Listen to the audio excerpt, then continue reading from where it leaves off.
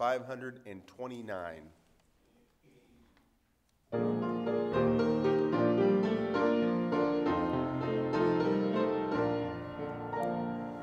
There shall be showers of blessing.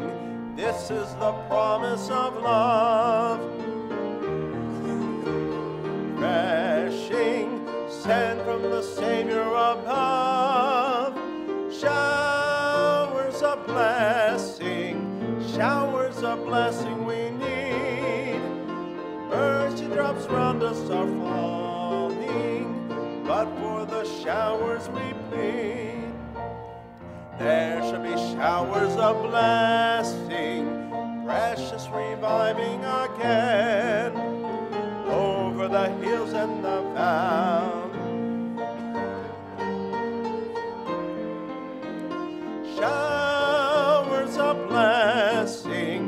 Showers of blessing we need. Mercy drops round us are falling.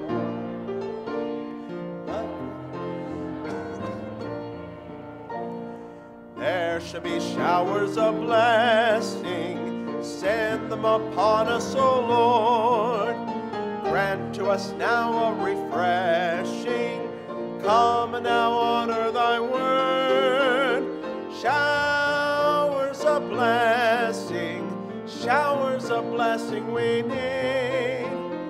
Mercy drops round us are falling, but for the showers we. And on the last, there shall be. Oh, now as to God we're confessing, now as on Jesus we call. Showers of blessing. Mercy drops round us are falling, but for the showers we plead. Thank you. All right, well, welcome to Sunday school today. Wow, we are way lopsided. So the spiritual crowd's over here, is that? Yeah, amen. Well, it's good for us to have Brother Eric Miller here with us today. Our legislative session, or Congress is in session. Yeah, they're in session. And tomorrow, as early as tomorrow, they're beginning to take votes on particular bills that have a serious impact on this church and this school. And so I'm thrilled to be able to have one of our longtime missionaries, Brother Eric Miller, here with us. He's going to give us some information on some of those bills coming forth, also giving you the opportunity to tell you how to go about contacting your particular representative, your particular senator, to ask them how to vote on particular bills. But it's important that you know what those bills are and how they may affect us. And he's going to, I think, he's got until about 20 after. So about 43, 44 minutes, and he's, I think, going to even allow you to ask some questions. So, Brother Miller, come on up and give us some information. Thank you, Pastor. Appreciate it. The ushers have a handout. If we could get one to every adult, if there's husband and wife, we'll get one to each of them. It's good to be back at Suburban. Many of you know, how many of you remember the other name of Advance America, Citizens Concerned for the Constitution?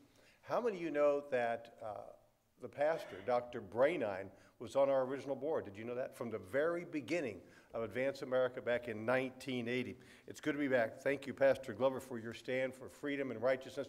You're very fortunate to be at a church that continues to understand the God-ordained three institutions, the home, church, and government, and that homes crumble without Jesus Christ being at the center of the home, and the churches don't move forward for the Lord without Jesus Christ at the center. Why should we be surprised that our government is going in the wrong direction when biblical principles are not applied? Do you have an envelope? Take that envelope, please, and open it up.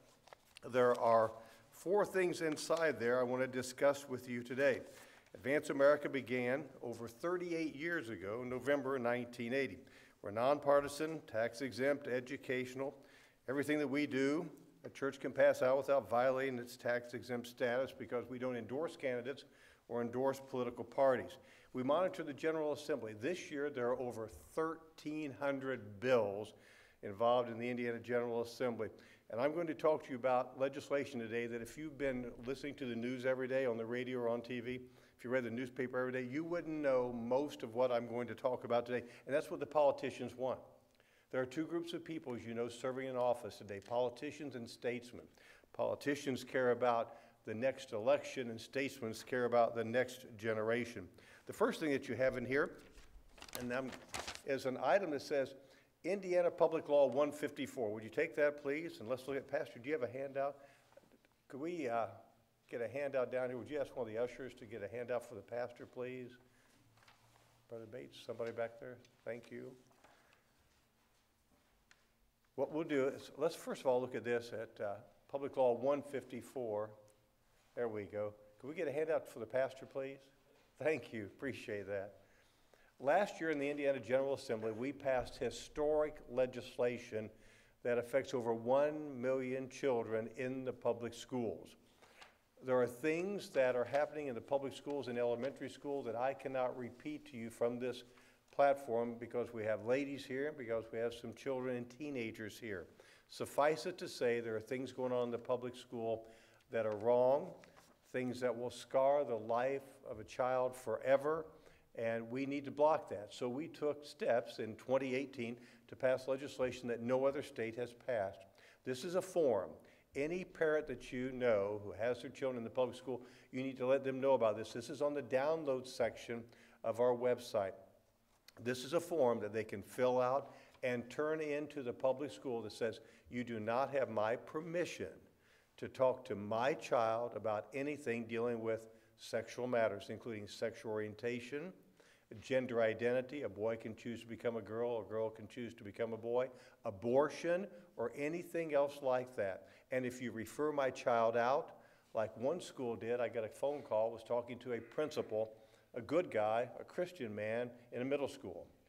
His counselor at the middle school, when she found out that 3 of the girls were involved in activity that they shouldn't have been involved in, instead of talking to the parents and strengthening the family, referred them out to get birth control pills in middle school. This form says you can't do that. Folks, things are different today in the schools of Indiana and the schools of America. Things are not like it was when you were going to school. That's why you need to thank the Lord for a pastor that continues to take a stand for biblical values in the church, and that you have a Christian school, an opportunity for children to be able to go in a safe environment. So again, this is on the download section of our website. Parents that you know that have their children, or grandparents who have their grandchildren in the public school, let them know about this, let them fill it out. Not too far from here, at the start of school this year in Franklin Township, a Christian mother called me and said that her son went to school on the first day, and hanging in the classroom was a homosexual flag and a transgender flag. The mother went to the principal and said, you shouldn't be doing that. You're endorsing something that my husband and I, we disagree with. We don't want our child to be in a classroom where that is endorsed. And the principal said, that teacher has the right to hang those flags in the classroom. The mother called me. We told her about this form. She filled out the form on Friday. On Monday, those flags came down. They would not have come down had the mother not found out about a law that benefits her. The other thing that you've got in here is a glove compartment accident guide. Many of you know that in our law office we have Christian attorneys. We've handled cases for churches and individual Christians for over 30 years. Put this in your car. If you're ever involved in an accident, it has tips on what to fill out so you know exactly what to do in the event you're involved in an accident. If we can help you in the future, we handle a lot of will, estate matters, family law, or personal injury accident cases. Please go ahead and contact us if you would. Let me talk to you about the election real quickly. Elections have consequences. You know, it's too late sometimes to start getting involved in things in the legislature after an election because you elect people for 2 or 4 years. Well, I'm glad to report that in the last election, we were able to distribute, once again, thousands and thousands of voter guides. We were able to get those in the hands of people either through our website or through mail, and people were able to cast an informed ballot. And I'm pleased to report that a number of legislators and a number of elected officials that took a stand for biblical values were elected in spite of, in one case, over $35 million spent against a candidate that was pro-life and pro-family. So thank you, Pastor, for getting those voter guides out so that people would know exactly who to vote for based upon biblical values. And thank you, Pastor, for the support from this church, for the prayer support and for the financial support that has come to us for over 35 years. Take the next item, says your eyes and ears in state government. Now, how many of you know the name Paul Harvey? If you're younger than probably 30, somebody says, who? Who is Paul Harvey? Today I want to tell you the rest of the story. Lots of times when you hear a bill, they'll put a name on that bill, and somebody goes, oh, well, that sounds okay. But you need to look behind the name and look at the substance of what's in the bill. Lots of times what you hear in the media also, I know you're going to find this surprising, some of the things that you hear in the media, bless you, again, my oh my, I didn't mean to upset you today. Now, that some of the things you hear in the media are really not true. I know you find that hard to believe, but not everything that you hear in the media is true. And one of those things deals with hate crimes. Now, they're trying to pass a bill, and this has the support of organizations, corporations that have hundreds of millions of dollars to spend. Look at the hate crime legislation. It's the very first one. It says your eyes and ears in government.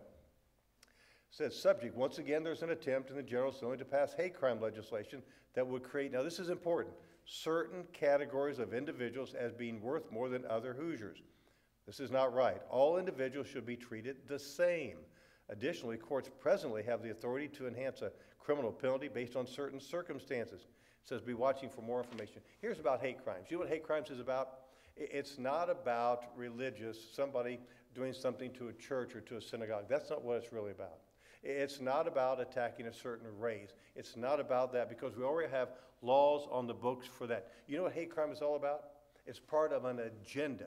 That agenda is to support sexual orientation and gender identity, homosexuality and gender identity, men becoming girls, girls becoming boys, etc. Is to support an agenda to try to impose on society, churches and Christian schools as well, the fact that those lifestyles are normal and acceptable. I'll prove that to you. Because there was a bill introduced this year in the legislature that says, okay, we want to make this perfectly clear. If you attack somebody because of any category that they belong to, their race, their sex, their religion, they're a veteran, they're a certain political party or whatever, that if somebody is attacked because of the group they belong to, then the judge can enhance the penalty, which they can already do, but one legislator said, okay, I want to make this clear. If you attack somebody based upon any category, you can increase the penalty. You know what's happened? Down at the General Assembly, the people that support hate crimes don't like that. You know why? Because it doesn't fit their agenda. Their agenda has nothing to do with race or sex or religion. It has everything to do with putting into law the fact that if you are a homosexual or you are a man that believes they are a woman, you deserve special protection, more protection, and your lifestyle is normal and acceptable because their ultimate goal is to indoctrinate the children in our schools with the belief that if you want to be a homosexual, if you want to choose boys to become girls, that's normal and acceptable. That's their agenda, and this is one of the steps to getting there. So the message then to your legislator, and by the way, remember, 10 to 15 emails and phone calls is an avalanche on most issues. There are enough people sitting here today to shock legislators down at the General Assembly. You say, but I know my legislator, they're always going to vote right. Folks, the pressure this year at the General Assembly by people that support this type of agenda is enormous down there at the General Assembly. Besides that, a good legislator needs to be able to talk to other legislators and say, boy, I got 35 emails over the weekend asking me to do something. And you can also encourage them, let them know you're praying for them. What's the message? Action. If you believe that all Hoosiers should be treated the same in Indiana, then you can contact your state senator and state representative with the following message. Here it is. You don't even have to think about it. Just use these words if you want to. Please vote no on any hate crime legislation that treats Hoosiers differently. Then there's the phone number. If you don't know who your legislators are, then you can go to our website, put in your address, and it tells you who your state senator is, tells you who your state rep is, and you can send an email directly to them. That's hate crime legislation. The second issue is protecting Christian schools. Remember that agenda I told you about? The agenda is to indoctrinate the children into believing that homosexuality, gender identity is normal and acceptable. The other part of that agenda is to silence and punish anybody that disagrees. That includes a Christian business, that includes a Christian school, or that includes a church. Now, the next issue, protecting Christian schools. Christian schools, because we passed a law in 2011, have the opportunity to extend vouchers to children who, without that voucher, the parents couldn't afford to send them to a Christian school. Suburban Christian School, like the school like we have at the church where I go, uses vouchers because they believe in reaching as many children as they can to put them into a Christian environment. But remember that agenda. That agenda is we've got to indoctrinate the children into the fact that sexual orientation and gender identity is normal and acceptable, as well as an agenda that wants to teach children about a liberal philosophy about government and all kinds of other things from a liberal persuasion. Well, who's in the way of that? Christian schools like Suburban, like the school where we have at our church. So they've got to silence the Christian school. So the first step they're going to take is we've got to get rid of those vouchers. We've got to stop the voucher program because these Christian schools are reaching more and more children with biblical truth, and we've got to stop that. How are they going to do that? They don't quite have enough votes right now to completely repeal the voucher program. So here's what they'll do. They'll do like what we've got there for you as Senate Bill 344. Some of you know about what happened at Roncalli High School.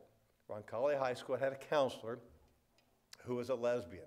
She married her girlfriend, and now they're married here in the state of Indiana. The school found out about it, and they fired her. Well, now a bill has been introduced that says this: Suburban Christian School, other Christian schools, other private schools to take vouchers. If you want to continue to take vouchers to help those families be able to come to your school, here's what you got to do. You cannot refuse to hire a teacher, a principal, a staff member, a custodian, anybody if they're a homosexual. You say, but wait a minute, we have biblical guidelines for membership in our church. We have biblical guidelines for people we hire in the church, biblical guidelines for people that we hire in the school. They say that doesn't matter.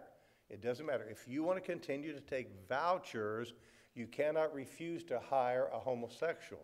You say, but that doesn't match up with the Bible. That's not right. It doesn't matter. They've got to shut down the voucher program and ultimately shut down this Christian school to force children into an environment where they are taught things that from a biblical standpoint are wrong. So that this law says, this bill says, you cannot refuse to hire a homosexual, or a man walks through the door to see the pastor and he's dressed in a dress. He says, I'm here to apply for that job. I hear you have a job opening here for a custodian. I hear you have a job opening for a teacher or something. And the pastor says, excuse me, sir, but I'm sorry, you don't match up with our biblical guidelines. He goes, oh, are you telling me that I cannot be hired because I'm transgender, because I'm now a woman?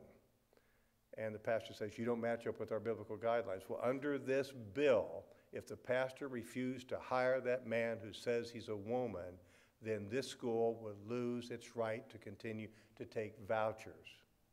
That's what this bill says. And there are also amendments that will be offered in the House. So you say, I don't like that. I want to continue. Oh, by the way, there's more to the bill. It says this. A child walks through the door, 13 years old. It's a boy, but he's dressed as a girl, wants to be treated as a girl, shower with the girls, use the girls' restroom, come to the Christian school, and the pastor says, and your administrator says, but we have biblical guidelines for admission of students. And I'm sorry, we can't do that. Well, under this bill, this school could not refuse to admit a boy who says he's a girl, dresses as a girl, wants to be treated as a girl, or a homosexual. Can't refuse to do that. You'll lose the right to have vouchers. So you say, that's not right. Our school should be free to hire people who agree with biblical values, just like the church, and we admit students based upon biblical values. Well, then you need to do this under action. If you support the current freedom for Christian schools, including the right to hire teachers and staff that agree with the Bible and to admit students that agree with biblical standards for sexuality, then you need to contact your state senator with the following message. Please vote no on Senate Bill 344 to protect the freedom Christian schools now have with regard to hiring teachers and staff and with regard to admitting students who follow biblical guidelines. We're going to be revising our legislative update this week to include the fact that they're going to try this in the House as well. So your message to your senator is vote no on 344 or any other bill. The message to your representative is to vote no on any bill that changes the freedom we have for Christian schools, because there's other things that they're going to try to do. There's another effort that they tried last week that wasn't successful that says this: in the Christian schools that give vouchers like Suburban, you will teach children things about homosexuality and transgender. You'll teach them that that is normal and acceptable, and you should not be discriminating against them when they're in the classroom. So it won't even just be somebody that's here. They want this Christian school to be mandated on things that you will teach about sexuality that are contrary to the Bible. They tried that amendment last week. It was unsuccessful. They'll come back with it again. They tried an effort 2 years ago. They could try again this year that says, Christian school, we want to see your finances.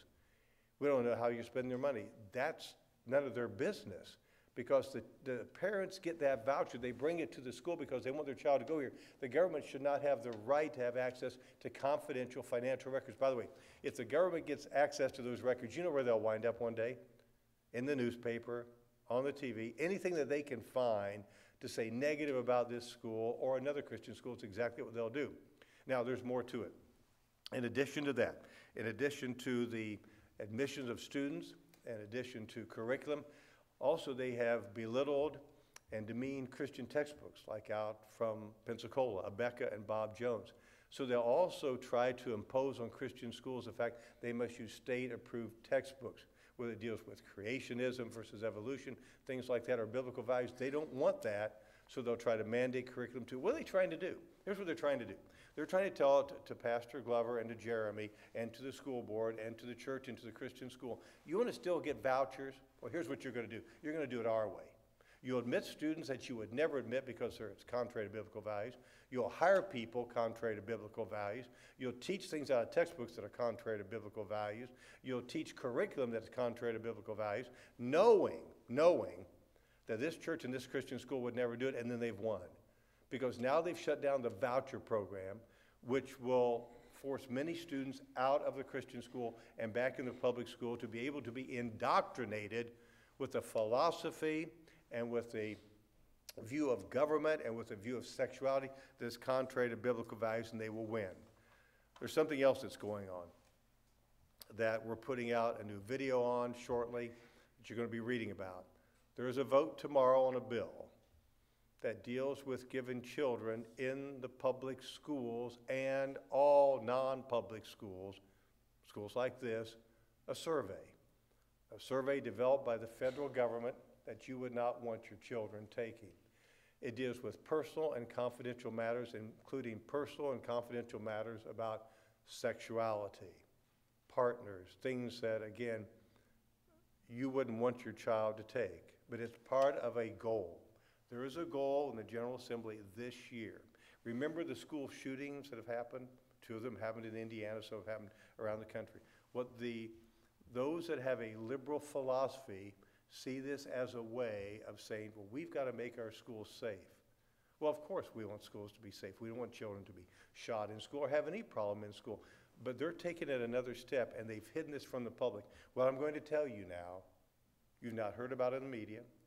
You've not seen on TV. You've not read anywhere. Here's the agenda. The agenda is to say, under the guise of school safety, here's what we want to do. We want to give this survey to students in high schools, in the public schools, and in the Christian schools that asks them personal questions about things like sexuality. And then they're going to say, oh my, look at this. We've found a lot of students that are doing things sexually. We need to help them. There's students that are thinking things that are just not right with regard to how they ought to be acting in society. So here's what we need to do. We've done this survey. Now the next step is to do what's called a mental health screening. The mental health screening talks about how a student feels today.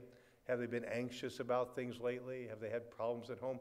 Confidential things about things going on in the home that a school has no right to ask, and that's what they want to mandate on this school too. And then what do they do with this? They say, oh my, look at this. We have found maybe 30% of the children that need help. A legislator said last week on the floor of the House of Representatives that the #1 issue in the public schools today with students, you ready for this, is mental illness. That's not the #1 issue. You have family breakdown and family problems today. That's affecting the students. But they're looking for thousands and thousands of children to funnel into mental health counseling and treatment and to be labeled as mentally ill at an early age. You know why? Because the more children that they can funnel into mental health, the more money they can get for the school. But how does that impact your church and your school? They know that this school would never, ever ask questions of children involving a personal, confidential matter. They know that. But if they mandate it and you refuse to do it, then you could lose your right to get vouchers. That's just not right. There are over 1 million children in the public schools that are at risk, and children in the Christian schools are at risk too, because there is an effort at the Indiana General Assembly now. There's a vote that's going to happen on a bill tomorrow that will set up guidelines that will open the door for mental health counseling and treatment of thousands and thousands and thousands of children. You ready for this? All without parental consent. It is absolutely disgusting, insidious, and wrong, but they're doing it all under the guidelines of school safety. And they're using that as an opening to be able to do things they would never, ever do. I'll prove it to you. In the bill they're going to be voting on tomorrow, they're calling it a school safety bill.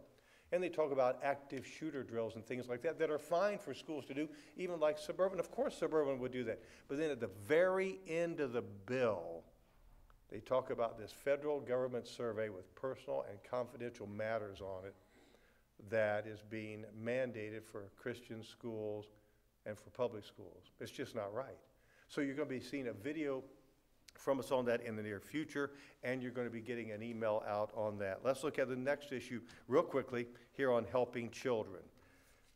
Have you noticed something? A lot of these efforts, you know what they're targeted at?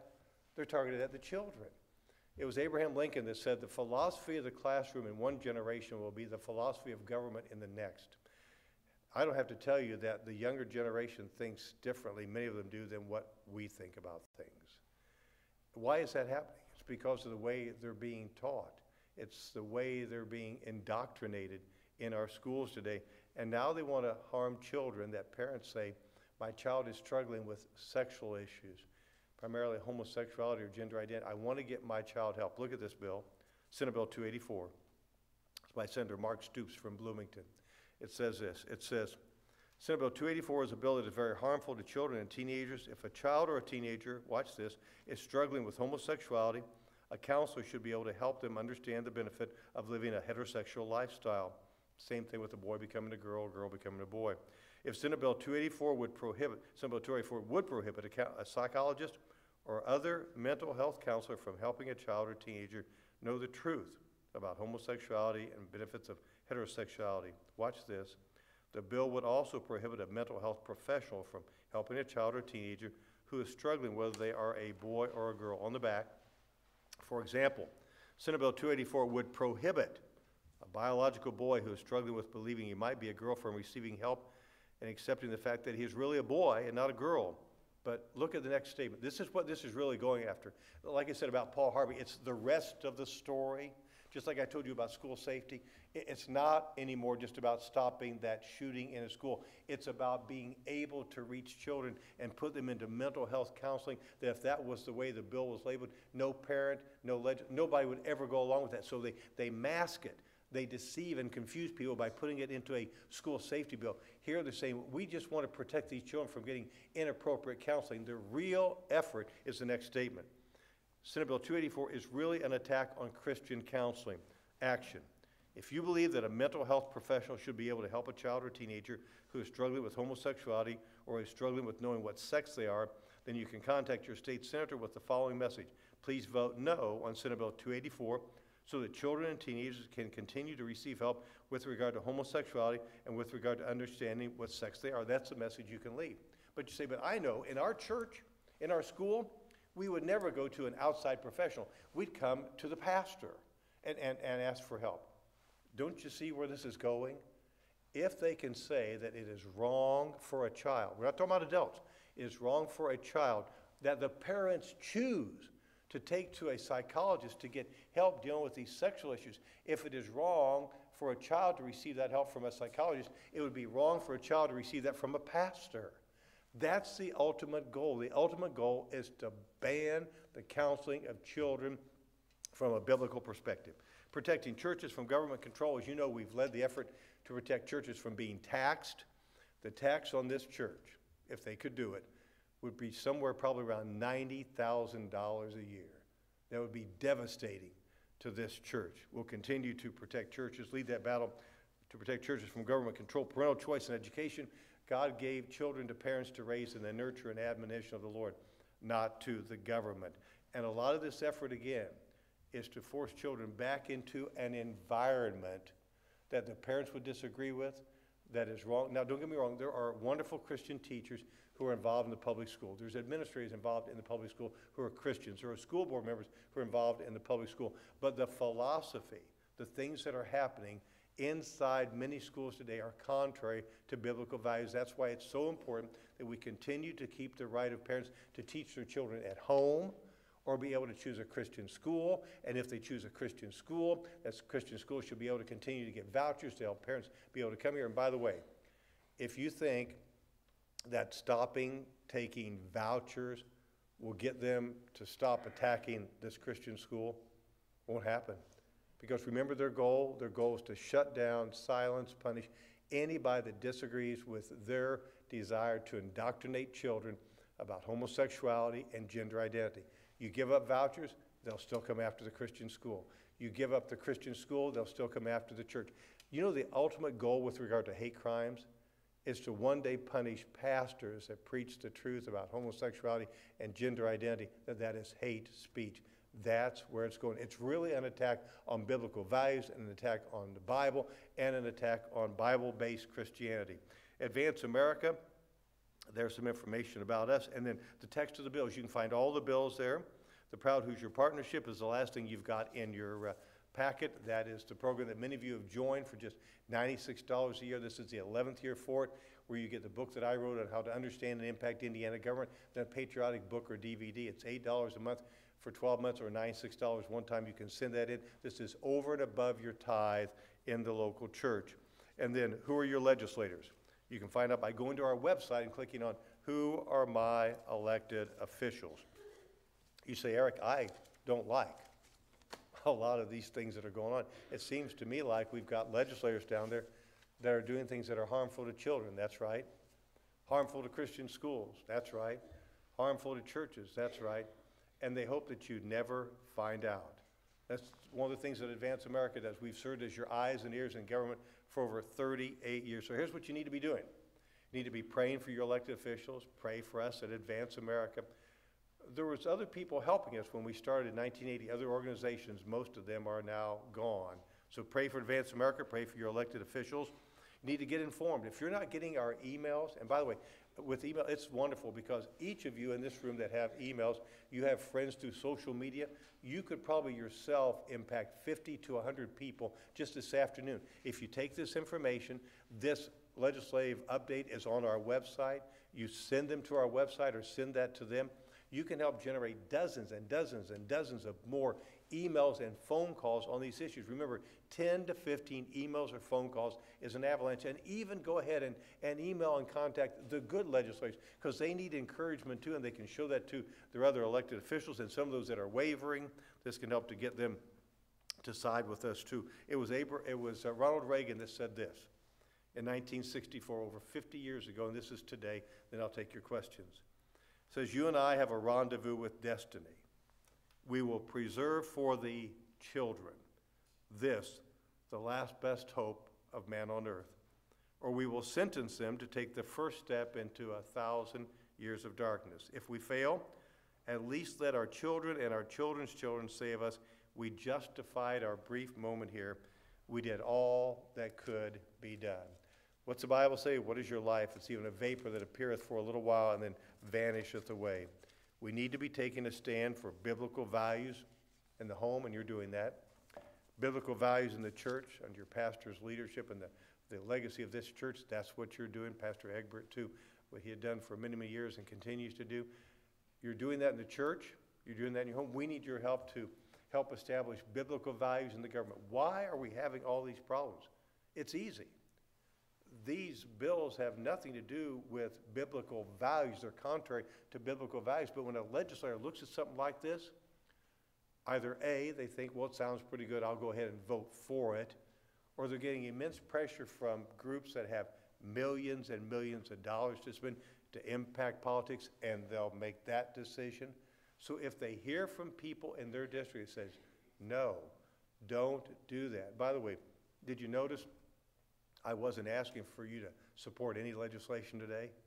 We've got freedom for our churches. Churches aren't being taxed. We don't want to be taxed. We don't want to be regulated. Christian schools have freedom. We've got the freedom to take vouchers. Don't take away that freedom. Children have the right to be taught biblical values in a Christian school and in a church. Don't take away that freedom. Don't take away the right of parents to be able to help their child get help from a psychological, emotional standpoint with regard to sexual issues. All these issues and the hate crime issue, treat everybody the same. Don't give special protection to somebody based upon the fact that a man believes he's a woman today or based upon their sexual orientation. Don't do that.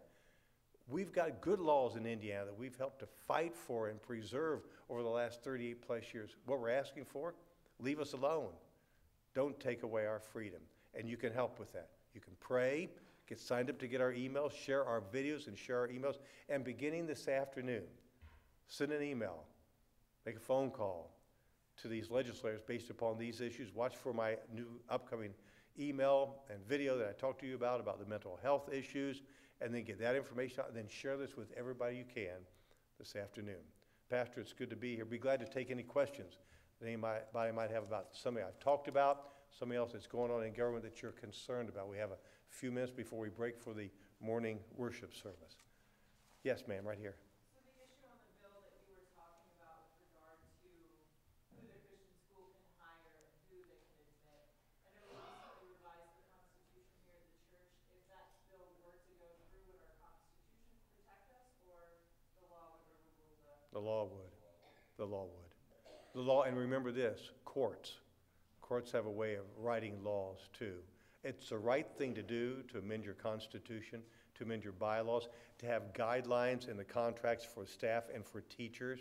You need to have those things. That's like the first line of defense. But if they pass this bill, I'll prove it to you. Bob Jones University lost its tax-exempt status because the court said that they violated public policy. If they pass Senate Bill 344 or some other bill like that, they will say, this is a public policy. This is the law of Indiana. If you've got something in your books that's contrary to that, too bad. Just like you say, but we're going to teach our kids in the Christian school biblical values, but they say, but to get your vouchers, you've got to use these textbooks that are contrary to biblical values. Their law would overrule the guidelines that you've got here, would overrule your Constitution and your bylaws. But it's the right thing to do, to change those things, but the law would win. Another question. Yes, ma'am. I've heard recently about voter referendums. Is that something we should try to do? In Indiana, a couple things for you. In Indiana, we do not have referendums like California does and other places. Referendum for everybody, that's where you get so many signatures and you put that issue on the ballot. Just like if we say, okay, we want to protect Christian schools, so we want to put on the ballot where the people can vote for it, that Christian schools are protected from regulations like they're trying to impose. The problem with that is, just like with the hate crime, the other side would outspend us by hundreds of millions of dollars. And with the media the way it is today, and with the spending on advertising, it would deceive a whole lot of people. And by the time it came to a vote, a whole lot of people, even good people, Bible-believing Christians, may be confused and deceived about what something would do. So instead what we need to do, we have only 100 representatives and we have only 50 senators. The key is to use our voter guides in every election like you all do here to vote for people based upon biblical values so that when they get to the legislature, they're going to vote. For example, you've got three wonderful legislators right around this area. You have Representative Dave Frizzell, you have Representative Woody Burton, and you have Senator Jack Sandlin. They will be with us on all of these things. But what needs to happen, you still need to encourage them, thank them, let them know that you're praying for them. But referendums would not be good in Indiana because of the media and because the opposition has hundreds of millions of dollars to spend against us. and they would win out because of just media advertising, and they deceive and confuse a lot of people. Instead, we need to impact the legislature now and then vote biblical values in every election. Next year in the election, governor, lieutenant governor, attorney general, all 100 reps, half the Senate, all 9 congressmen, and a president. Huge election next year. Here in Indiana next year, probably there will be spent maybe $50 to $75 million to deceive the people of Indiana about where the candidates stand. That's why the voter guides will be invaluable next year in the election. Good question, though. Another question that somebody has. Yes, Pastor? Tell a little bit about, even though we have supermajorities in both houses. Thank you. What's going on there? Thank you. Pastor says we have supermajorities of Republicans. Now, as you know, Advance America is not Republican or Democrat because I irritate people in both parties, because I just tell them what's going on. I let people know that, because these issues are not Republican or Democrat. They're right versus wrong. Now watch this. Our superintendent of public instruction is a Republican, and she is dead set against Christian schools and school vouchers. Our governor is a Republican, and he's leading the charge for hate crimes. And when was the last time you had the governor say anything about something beneficial to Christian schools? The governor is also in favor of that mental health bill I told you about that is detrimental to the children of the state of Indiana. That's a Republican.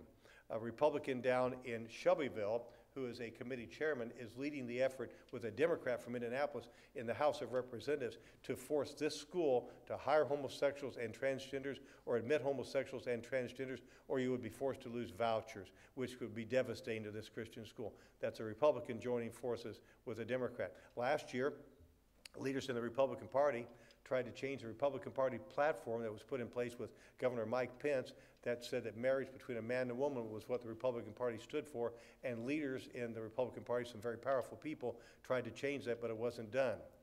Many of the battles that we're facing down at the Indiana General Assembly are coming from Republicans at the highest level of government and in the Indiana General Assembly, because the Republicans control everything.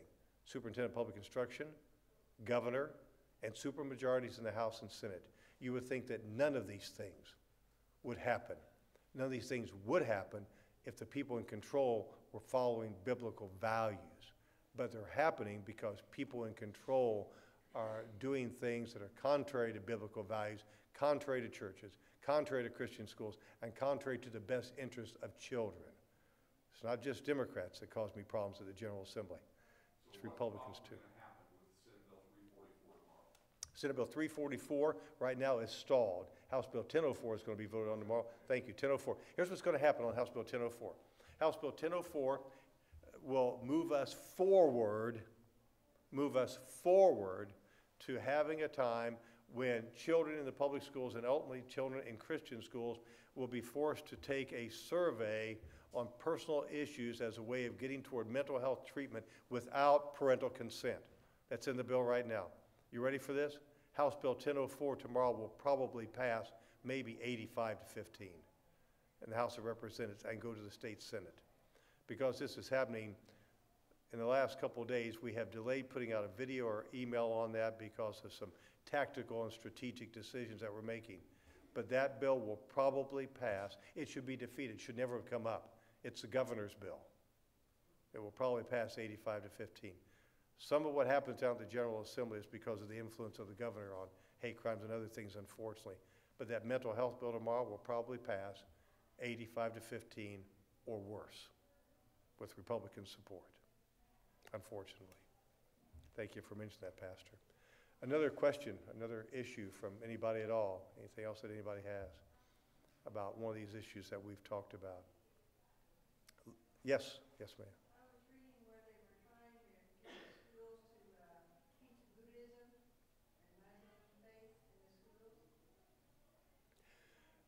There's not legislation on that, but it would not surprise me that in many public schools today, they're teaching things like that. I'm sorry? Center Grove has? I can tell you, can you imagine what would happen if they said, we're going to start teaching Christianity? What would happen? There is not hostility toward religion in Indiana and America. It is hostility toward Christianity and hostility toward biblical values. You know the other thing this mental health issue is doing? You ready for this? By doing a survey of children, doing a mental health screening of children, by doing that without parental consent, you know what you're telling the children in the school? We know what's best for you, not your parents. We're going to take care of you, not your parents. You know what you're doing? You're driving a wedge. You're dividing the children from their parents, and that's wrong. Did you see what happened in Elwood recently? A superintendent took a 15-year-old boy out of the school without his parents' permission because she thought he had strep throat, took him to a med check, signed him in as her son to get a prescription, and took him back to the school. And the parents were livid. The family was livid. Do you know what I heard before all that other information came out? That the superintendent was doing that because she thought that was best for the child, and the family was basically dysfunctional. That's what they're saying at the State House. We have so many dysfunctional families that the schools need to take over the raising of the children. That's scary, folks. That's where we're headed for, and that's what's happening at your General Assembly right now. Parents, are there parents that are not doing a good job raising kids? Always has been. But you don't pass a law that takes away parental rights in the state of Indiana, and you don't divide the parents from the children, and you don't funnel children into by the way, do you know the definition of mental health? It's like this. It's not just those things you think about that are true. Are there children that have true mental health problems? Sure there are. Can I tell you something though? You've got a Christian school. I was talking to Brother Bates ahead of time. Brother Bates has been involved in education for 40 years. Denise, you've been involved in education in the past, and maybe still are here at the school. Do you know a teacher at Suburban Christian School or at another school can tell you the children that need help when they're in the classroom, if they've been there just 2 or 3 weeks or maybe not even that long? And what has a teacher done? A teacher picks up the phone and calls the parents and says, you know, Johnny, little Mary is having some struggles this week. Is there something I can do to help? And the parents go, well, it's because Dad lost his job, or because Dad left last night, or because their favorite pet just died, or because Grandma's in the hospital, or because his girlfriend broke up with him. Everything's going to be okay, but thanks for calling, and just wanted to let you know. That's what teachers have done for years and years and years. They work with the families. Today, at the State House, they are saying basically there are thousands and thousands and thousands of children that have mental illness, and we've got to funnel them into mental health treatment and counseling to get them the help that they need, and they're doing that without parental consent, and that's not right. That's where House Bill 1004 and other legislation is heading toward. So I'll be around to answer questions between Sunday school and church. If you have any other questions, if you'd like to join the Proud Hoosier, please send that in. Thank you for your prayers. Thank you for your financial support. Thank you for standing with us, because the battles continue until the Lord comes back. God bless you all.